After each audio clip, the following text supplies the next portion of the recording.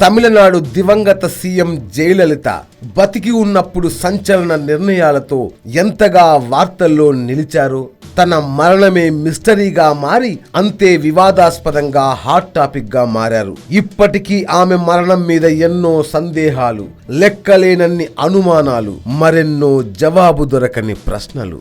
తాజాగా జయ ఆత్మ అపోలో ఆసుపత్రి పార్కింగ్ లో సంచరిస్తోందన్న వార్త సోషల్ మీడియాలో హల్చల్ చేస్తోంది.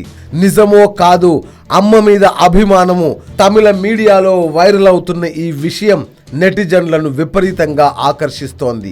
అటు తనకు ఎంతో ఇష్టమైన వేద నిలయంలో కూడా జయ ఆత్మ కనబడినట్లు, చిన్నమ్మకు ముచ్చమటలు పట్టిస్తున్నట్లు వార్తలు చక్కర్లు కొడుతున్నాయి. ఇదంతా గ్రాఫిక్స్ జిమ్మిక్ గా కొందరు కొట్టిపారేస్తున్నారు. నిజంగా ఇవన్నీ సృష్టించిన వార్తలేనా?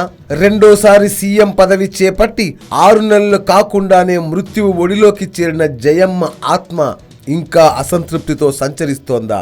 ఎప్పటికీ జవాబు దొరకని ప్రశ్నలివి.